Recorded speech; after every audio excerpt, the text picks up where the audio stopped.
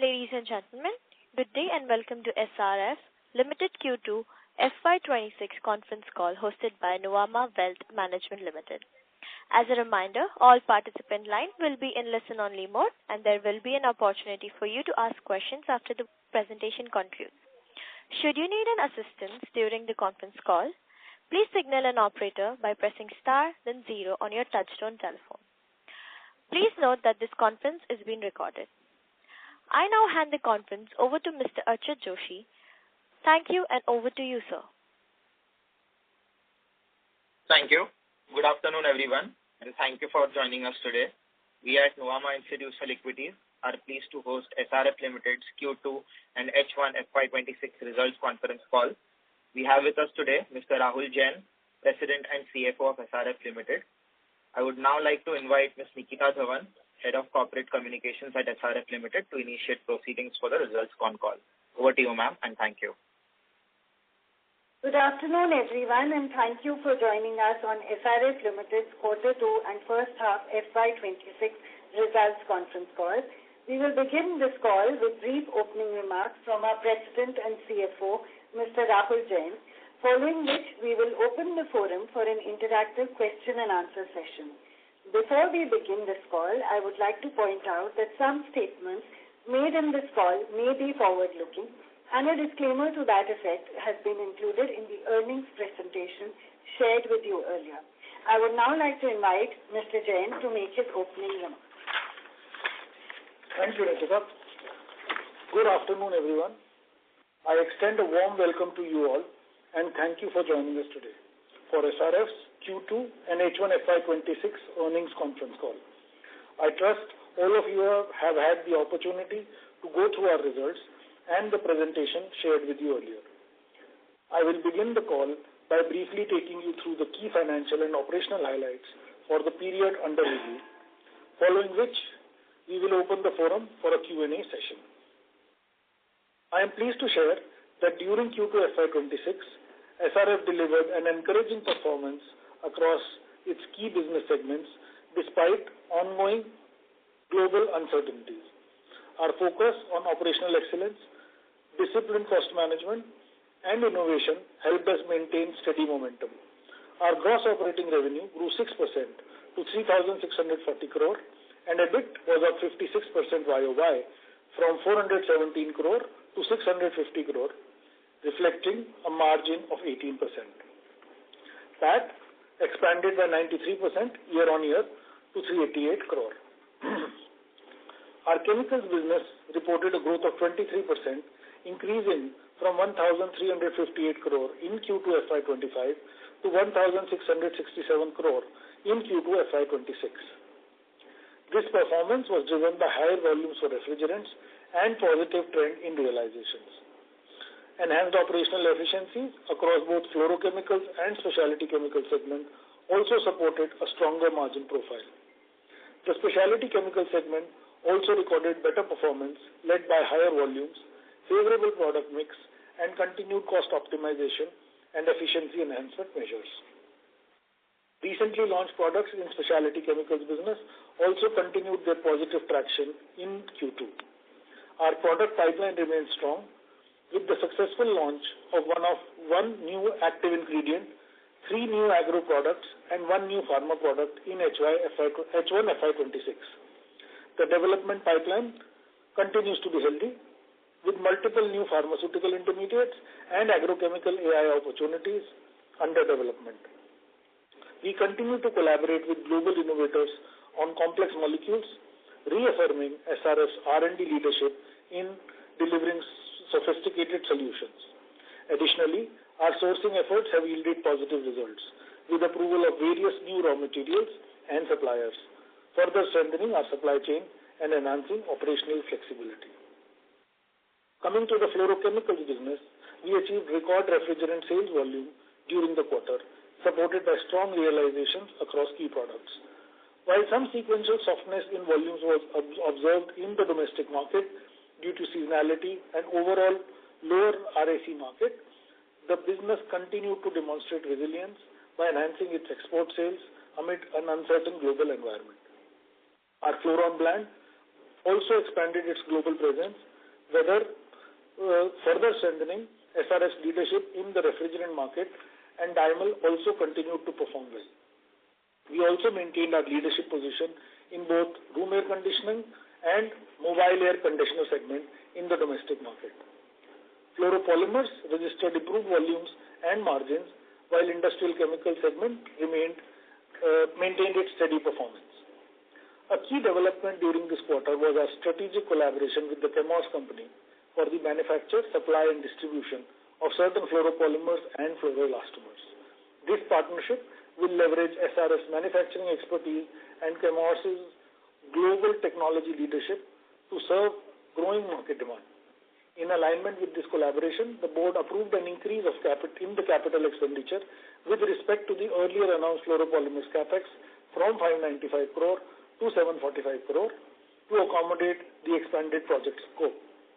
The multi-year arrangement caters to global markets across diverse industries such as semiconductor, automotive, aerospace, chemical processing, oil and gas, and more. The project will be executed in phases and is expected to be completed by December 2026. During the quarter, we also inked an agreement for purchase of approximately 300 acres of land in Odisha, due diligence of which is currently underway.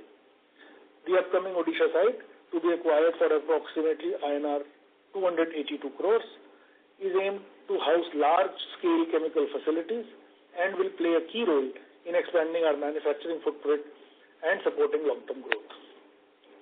SRF's R&D capabilities continue to be a strong competitive advantage, driving innovation and product leadership across both specialty and fluorochemicals businesses. Our R&D team, comprising of over 450 professionals, is focused on developing complex chemistries and advanced applications. SRF now holds 153 patents and has filed 501 process patents. R&D remains at the core of our strategy, enabling process development, scale-up, and commercialization across agrochemicals, pharmaceuticals, and next-generation refrigerants. The performance films and foils business reported a revenue of 1,408 crore in Q2 FY26, remaining flat YOY, but delivering higher EBIT of INR 119 crore when compared to Q2 FY25 of rupees 83 crore. Supported by improved volumes and realizations in BOPP and aluminum foil, a stronger product mix, and sustained cost optimization. Volumes and realizations for BOPET were, however, lower. The business also retained its position as India's largest BOPET exporter. GST 2.0 reforms implemented during the quarter seem to have a short-term volume impact due to reprinting, repackaging, and resizing. The business remains focused on scaling value-added products and sustainable structures such as BioLam, PCR, and monofamily films to strengthen differentiation. Our international operations also performed well, with higher margins from Thailand and Hungary, and South Africa delivering stable results. The aluminum foil segment also delivered higher sales and profitability, supported by strong demand in domestic market, favorable trade measures, and continued focus on value-added sustainable applications.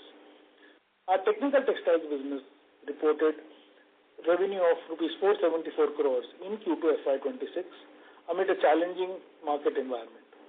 The segment faced headwinds from aggressive import pricing of NTCF and belting fabrics from China. The demand for PIY was impacted by a prolonged monsoon season. Despite these challenges, belting fabric and NTCF volumes grew YOY, though margins remained under pressure due to lower realizations.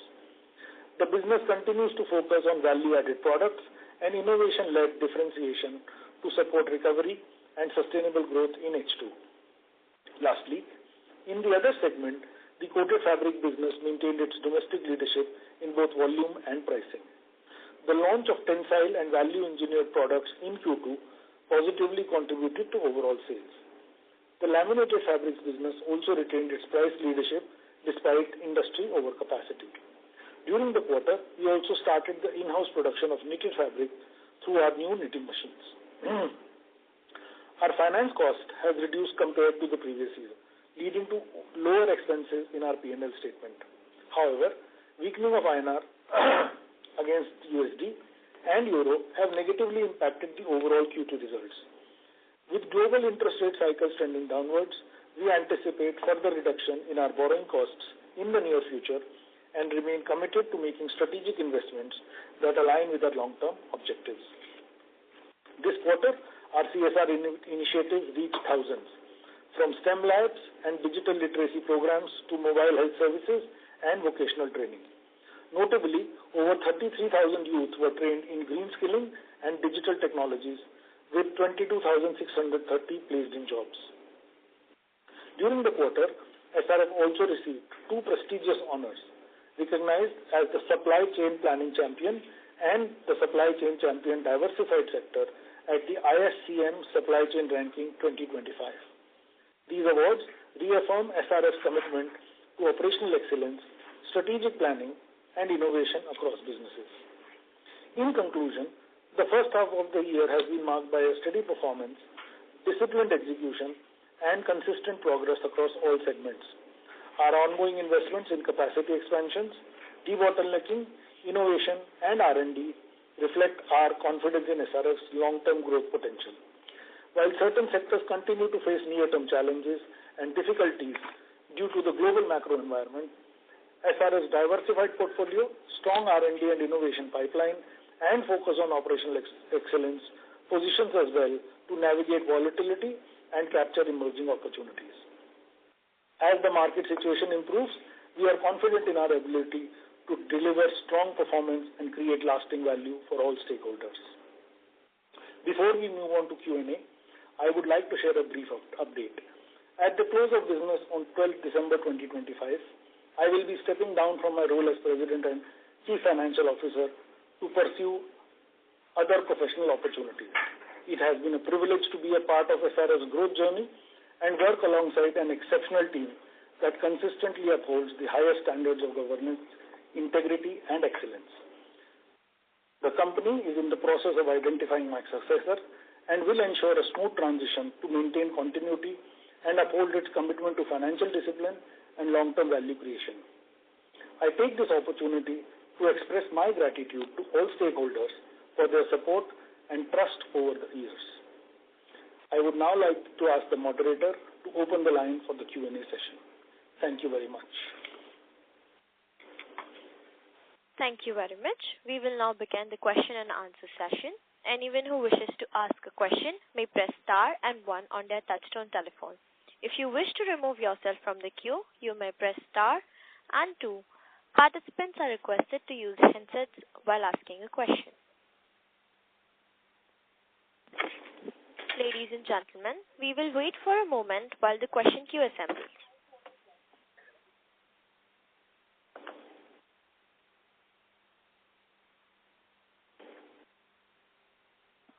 The first question is from the line of Sanjay Jain from ICICI Securities. Yeah, hi. Hi, Sanjesh.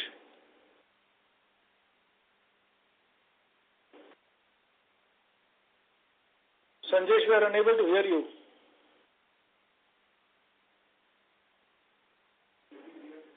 No, the participant has dropped from the question queue, so we'll go from Madhav, from Mr. Madhav from Fidelity.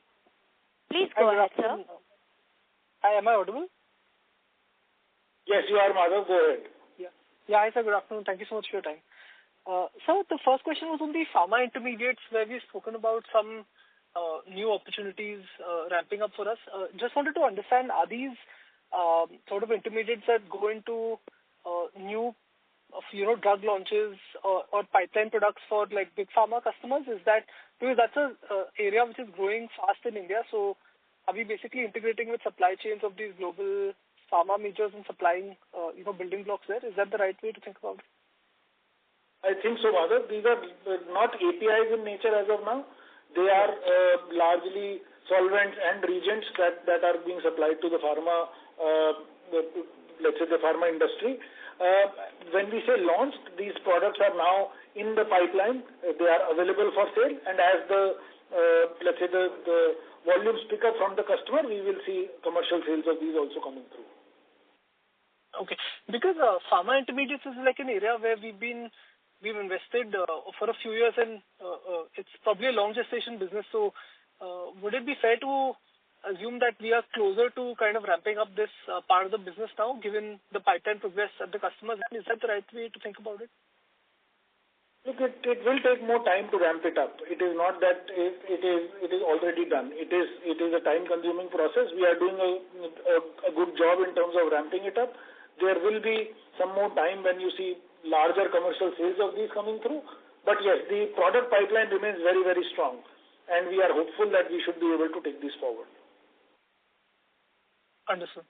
Got it. Great. Thank you so much. Thank you. Thank you.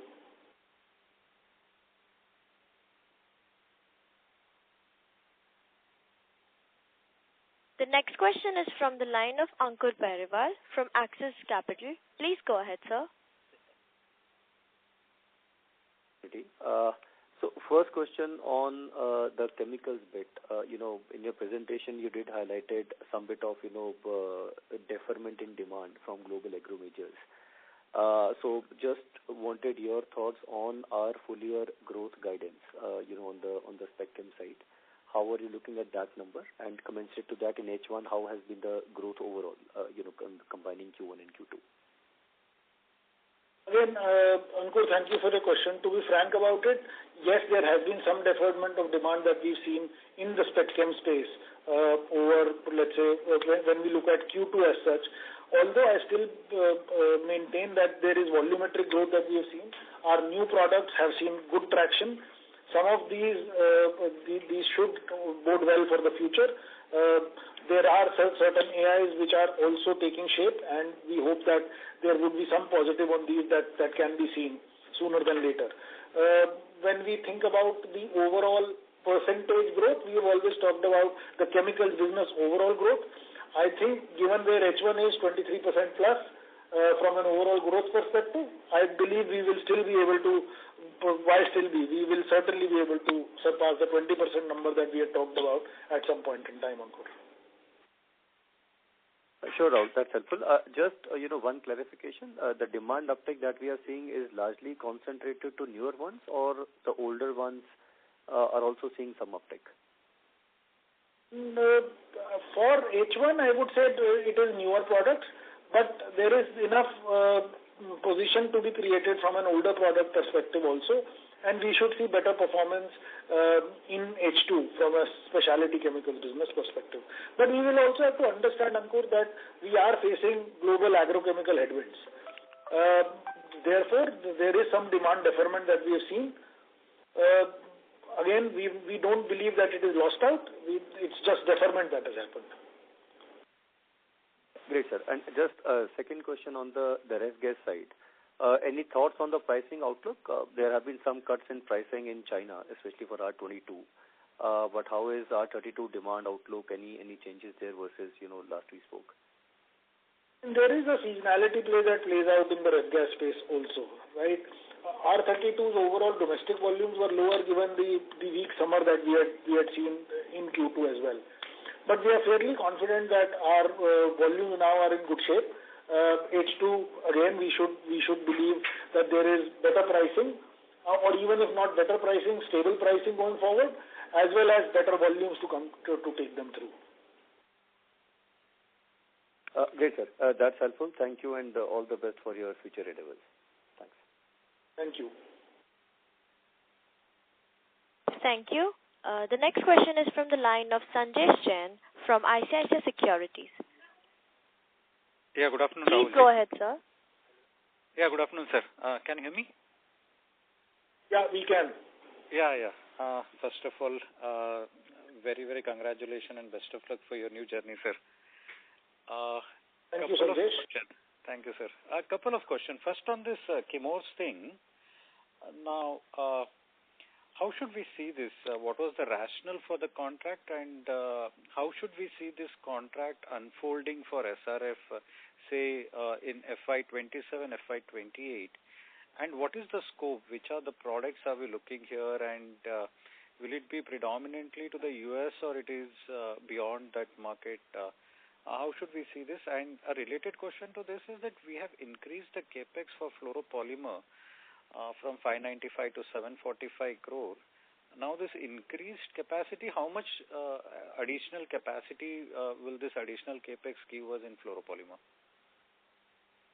Okay, so again, the rationale for the Chemours contract is one, getting associated with a global player, two, thinking about our technology versus their technology as well, thinking about how can we make our fluoropolymer play a bigger fluoropolymer play for us, and for them also to a certain extent it is a position to be created from an outsourcing as well as a global play for Chemours as well. So the rationale for the contract for us also is probably expanding our footprint in products which are global plays rather than localized plays as well. From an overall perspective in terms of the capex, the change in the scope for the capex is because there are certain different grades of products that we would now be manufacturing other than what we had initially planned out. There is some adjustment in capacity. It's a more difficult product to manufacture, and to a certain extent, that's the reason for the increased capex. My current sense is that there is no large capacity. It's not doubling the capacity. There is incremental capacity change that happens. Very, very clear. Rajesh? So one follow-up question on this, sir.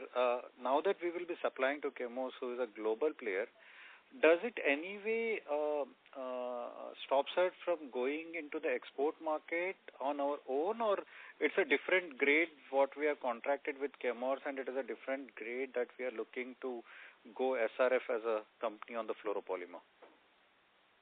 So these are for two basic fluoropolymers, which is one a fluoropolymer and another fluoroelastomer. The large grades that we will be manufacturing under this contract will be sold to Chemours for their global play.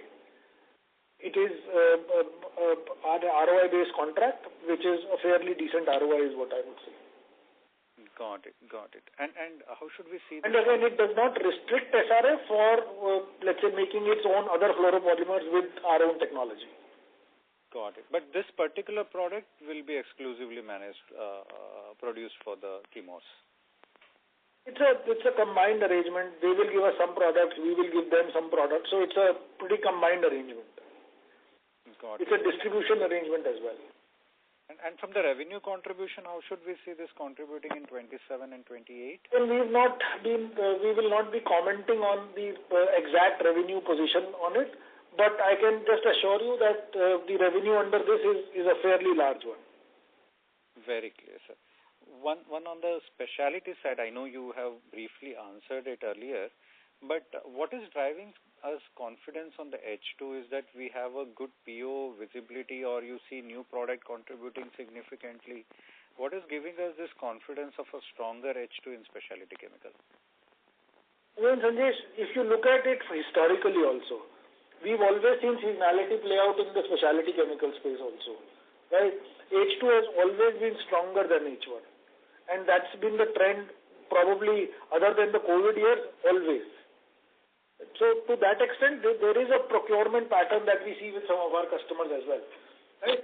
Again, I would also say that there are certain headwinds that are there in the overall position here. We are finding countermeasures to them. We are looking at enhancing our space. We are new products should be helpful in us taking that through. So that's how we are looking at it, Sanjesh. Got it. Sir, one last bookkeeping question. What is the capex number expectation for FY26? FY26 should be roughly in the range of about 2,300 crores. This includes the land piece that we spoke about to a certain extent. Got it, including the Orissa land parcel. That's the cash spend. Got it. In that sense, this is lower than what we thought at the start of the year, right? Excluding land, probably we were at 24 to 2,600 crore. Again, we have not curtailed any capexes.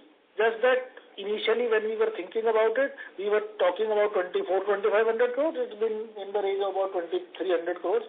I don't think we excluded land even at that point in time. We had budgeted for land there as well. Okay. Got it.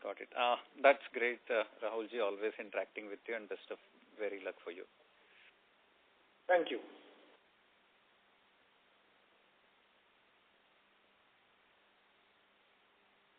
Thank you. Ladies and gentlemen, in order to ensure that the management is able to address questions from all the participants in the conference, please limit yourselves to 2 questions per participant. Should you have a follow-up question, you may rejoin the queue. The next question is from the line of Kumar Soumya from Ambit Capital. Please go ahead, sir. Hi, sir. Good afternoon. Sir, I just have one question on the electronic component. Kumar, your voice is cracking. Could you pick up the phone and talk, please? Yes, sir. Is it better now? Slightly. Hello? Slightly better, Kumar. Please go ahead. Yes, sir. So yesterday there was an announcement of 500 crore BOPP project from the electronic component manufacturing scheme. If you could just give me some details as in what is... Hello? Operator, could you tell Kumar to repeat the questions? It's been completely garbled. Yeah, sure. Hello? Sir, could you please repeat your questions? No? Can you please repeat the question? Yes, sir. So the question was regarding the 500 crore capex that is announced from the electronic component manufacturing scheme.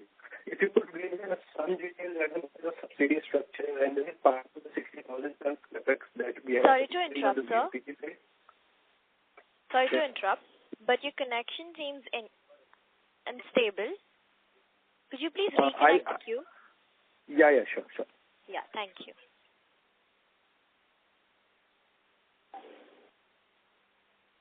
The next question is from the line of Abhijit Akela from the company KIE. Please go ahead, sir. Yeah, good afternoon, Rahulji, and first of all, best wishes to you for your next step.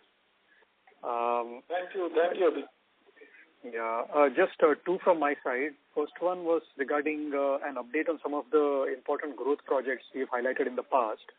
Any update you could share on the 1,100 crore investment in the 4th generation refrigerants and what sort of revenue number we could estimate maybe for fiscal 28, if any, from that project? And then also on the performance films segment side, is it correct that there are 3 projects currently underway over there, including the BOPE one, the capacitor grade BOPP as well as a plain vanilla BOPP, and so is it 125,000 tons being added, and if so, what sort of timelines and volume revenue contributions could we expect in fiscal 28? Sorry for the long question.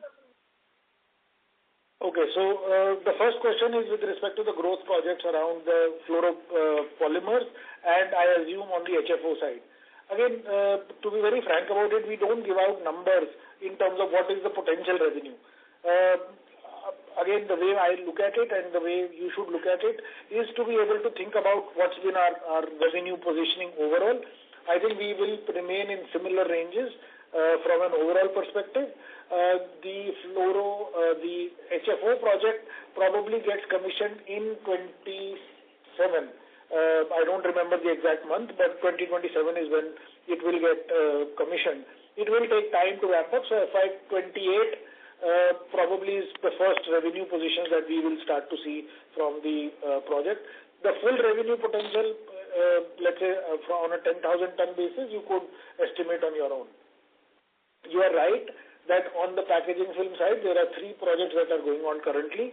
The first project being the capacitor grade film, there is the PPPE film that is going on, and there is the new polypropylene film that we have recently announced.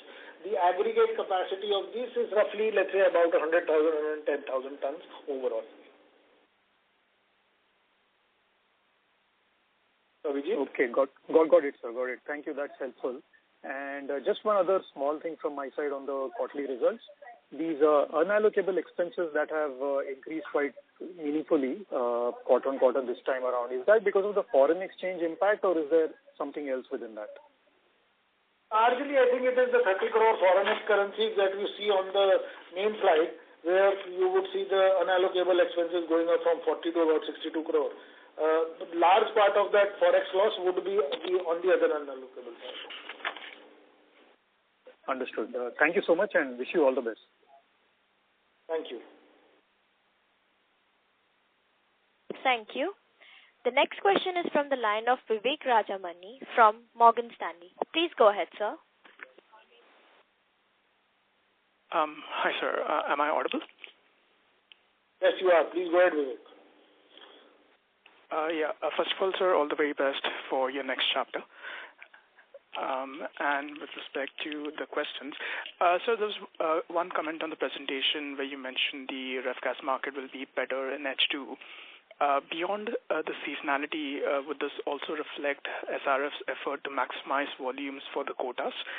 And in connection to that, given that you will see some new capacities come through, just wanted to get some thoughts on the strategy to maintain or potentially grow market share over the next couple of years. Thank you.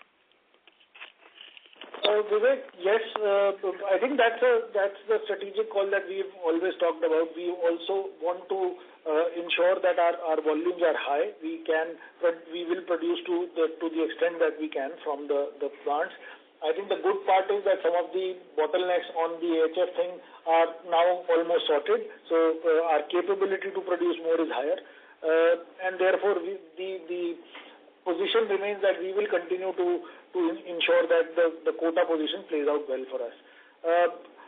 Again, I think a more detailed call on the HFC position and the quota was done in the past. I think it is available as a transcript on our website as well. Maybe you want to go through that again if you want to.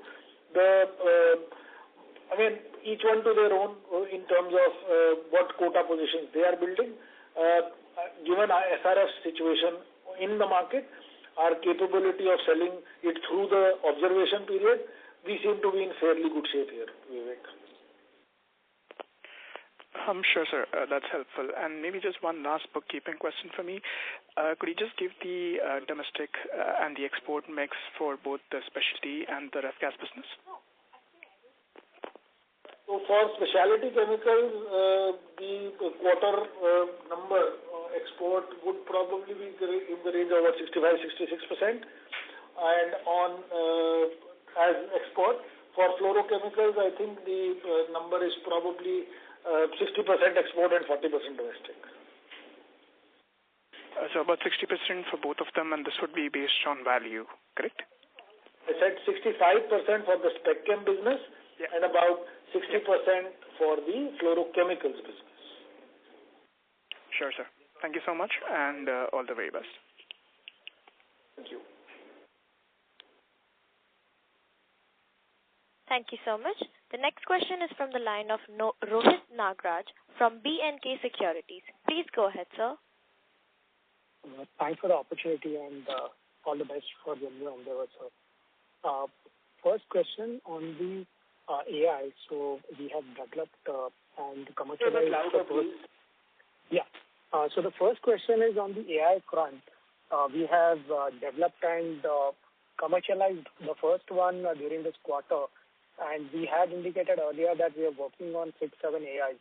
So in terms of the pipeline of commercialization, do we have any visibility and the overall potential from these 6-7 AIs once they are commercialized and scaled up? Thank you. So, Rohit, again, I think the work on the AI piece is going on well. We've always said that it will take us some time to see larger commercial sales on these AIs. The good news is that some of these are now starting to see traction. I'm sure you've gone through the export data and looked at it as well. Some of let's say the analysts have given me to understand that there is a positive AI traction that is also starting to build. Hopefully some revenue is what we will start to see during H2, and let's say over the next 12 to 18 months, this should become a larger piece from a specialty chemicals business perspective. Sure. Thanks. Second question on the ref gas front. Just a clarification. So given that the quotas are going to come into place for currently and for the next 1 and a half, 1 year or so, will we be operating our capacities to the maximum to gain maximum out of the quotas? Thank you. I think that's what we have said. That's the position that we have. We want to operate the plants at whatever maximum capacity that we can. So no doubt on that. And currently also we are operating the same? Just a clarification. Pretty much. Okay, fair enough. That's all. Thanks a lot and all the best, sir. Thank you. Thank you. The next question is from the line of Surya Narayan Patra from Phillip Capital. Please go ahead, sir. Yeah, thanks for the opportunity. Congratulations for the great set of numbers, sir, in a non-season. That's true. My first question is on the this Chemours contract. Sir, here it is specialty intermediate including fluoropolymer. That is what it is mentioning. So that means whether we are trying to do. I don't think we ever mentioned specialty intermediates. We always said fluoropolymer, including fluoroelastomers. So that's what we said. We've never said specialty intermediates in context to the Chemours contract. Okay. Because Chemours wording is in that way, so that is why I thought I should clarify. Okay, fine, sir. And sir, you have already given the capacity or capex relating to the Chemours association. But whether the revenue opportunity would be proportionate to the capex or it is beyond that?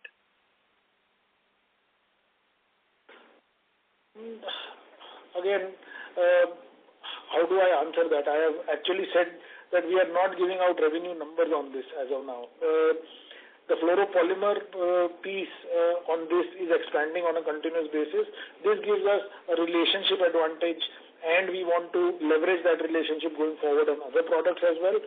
But I am not in a position to give you any numbers around what is the potential of revenue purely on that contract. Not possible, Surya. Okay. Second question is, sir, on the specialty intermediate side.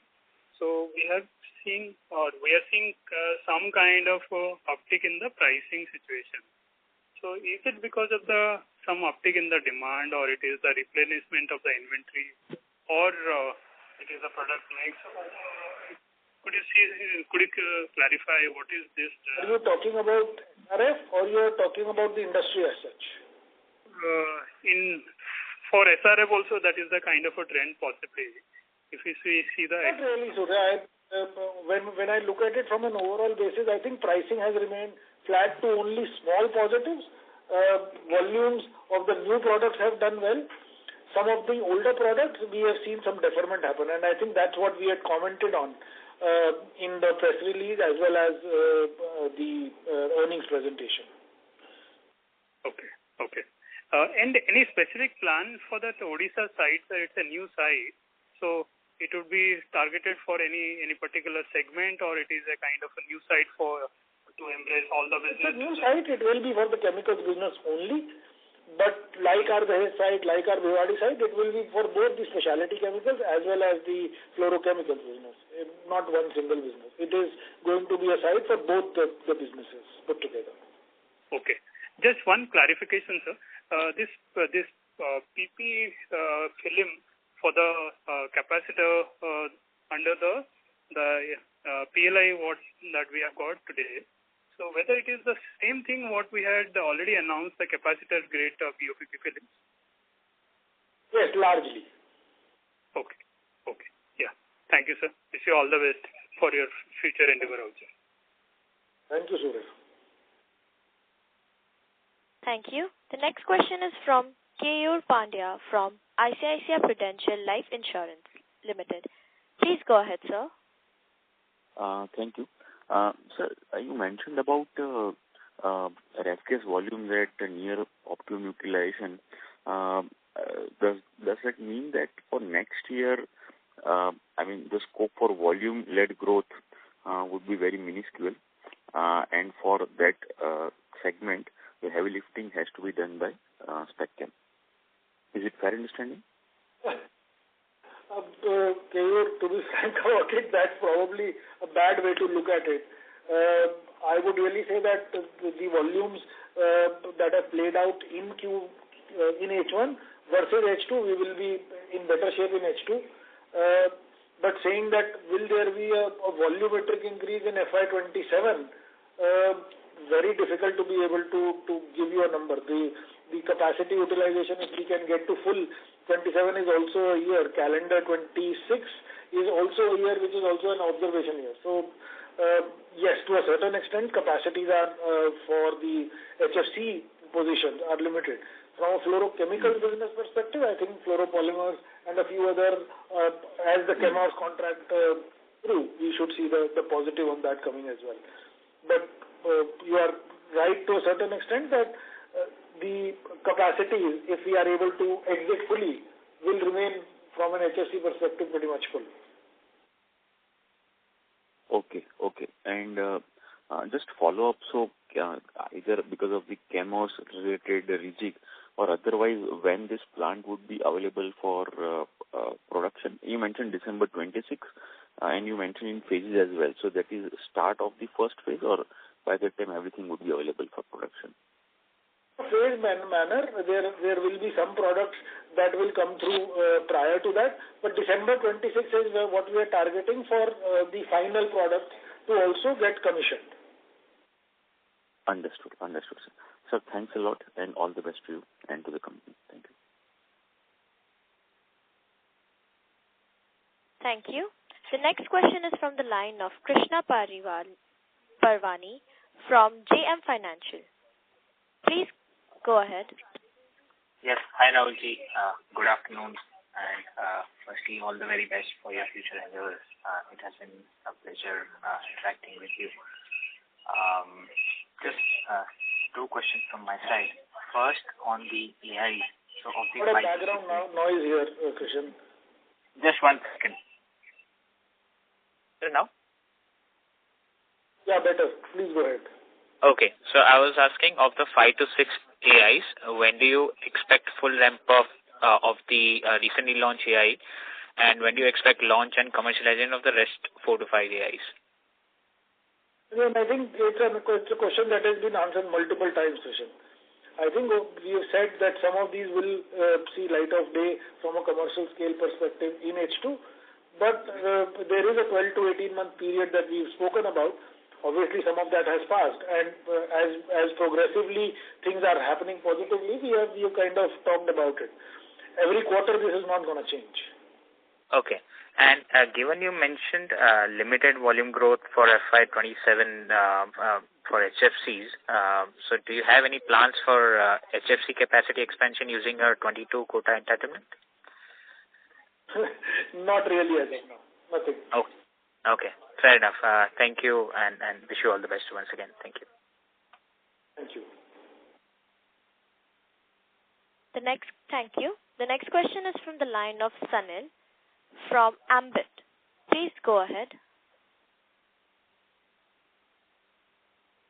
Hello. Yeah. Hello. Yeah, yes, all my questions have been answered. Thank you. Thank you.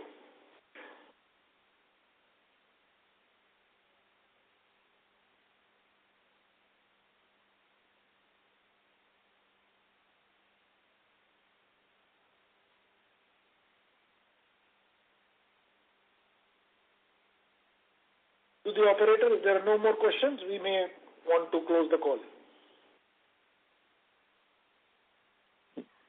As there is no response from the line of Sanil, the next question is from the line of Naushad Chaudhary from Aditya Birla AMC. Please go ahead, sir. Yeah, hi. Thank you for the opportunity. Congrats, Rahul sir, for your new endeavor. Two clarification wanted. You touched upon the ramp up of AI will take time. Just wanted to understand when you're saying it will take longer to ramp up, will it be more than 2 years, 2 years, 3 years to ramp up? I think I already answered that question. I don't think I can add any further color to it. Okay. On the utilization of the ref gas capacities, assuming we exit 26 with full utilization. So for 27, we would be only SpecChem and PTFE ramp up should help the overall chemical business growth in 27. Is that the right understanding?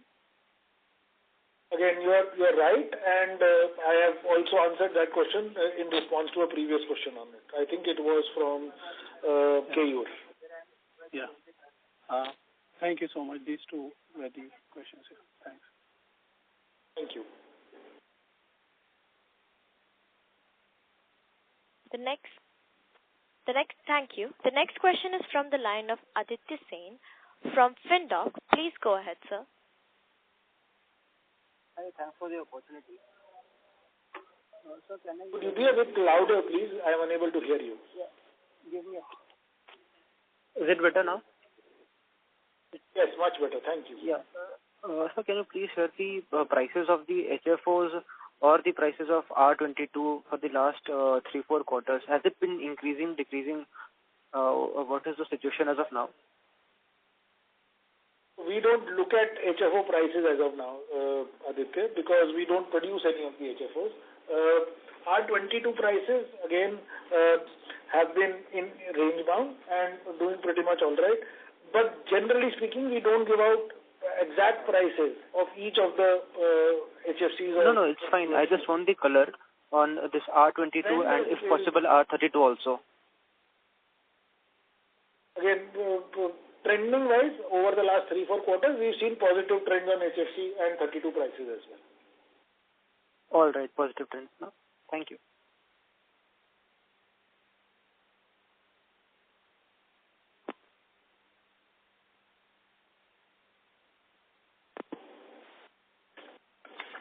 The next question is from the line of Akash Mehta from Canara HSC Life. Please go ahead, sir. Hi, sir, and best of luck for your journey ahead. Just had one question in terms of this US. I mean, in terms of the tariffs and all, in direct and indirect exposure in terms of the exports. Any color you can just give in terms of what portion kind of is impacted for SRF as such? I mean, some color. So, 2 or 3 things to think about. There is some impact on our packaging film business. We've already implemented some countermeasures around it for our US exports to start going from our Thailand unit. That's something that's already been implemented. On the, let's say, the fluorochemical or the ref gases side, HFC side, again, we've had to take some impact of it in terms of the pricing for the HFCs. Although still the pricing remains pretty solid, so we are in good shape on that side. On the specialty chemicals business, there is export that we do. Last year the number was roughly about 300 crore from a India versus US perspective on SpecChem business. So not a major number from an overall SRF perspective also. So that's how we are looking at it, Akash. Sure. That's helpful. Yeah. Thanks a lot. Thank you. The next question is from the line of Yash Shah from Aditya Birla Sun Life Insurance. Please go ahead. Hi, sir. Firstly, congratulations on the move. I just have one question from my side. More of a clarification. Of the 745 crores of capex that we have announced for the fluoropolymers, can you give a broad idea, sir, of how much will be dedicated towards chemists? Because as we mentioned, that majority, the chemist contract will be contributing significantly to the revenue. So just wanted some kind of a broad idea of how much will it be how much of the capacity will be dedicated to chemists. Give me just 1 minute. I will have to look it up, but give me just 1 second. I will give you a rough estimate of it. Sure.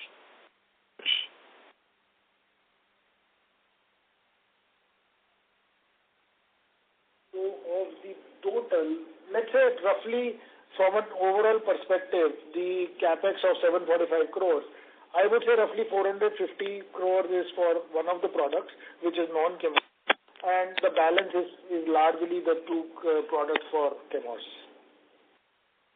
Got it, sir. Got it. Understood. Yeah, that's all from my side, sir. Thank you, and all the best. Thank you. And now I would like to hand over the conference over to management for the closing comments. Thank you, everyone. I hope I have been able to answer all of your questions. I wish, if you have any further questions, we would be happy to be of assistance. We hope to have your valuable support on a continued basis as we move ahead. On behalf of the management and specifically on my personal behalf, I once again thank you for taking the time for joining us on this call. Thank you so much. On behalf of Nuvama Wealth Management Limited, that concludes this conference. Thank you for joining us, and you may disconnect your lines.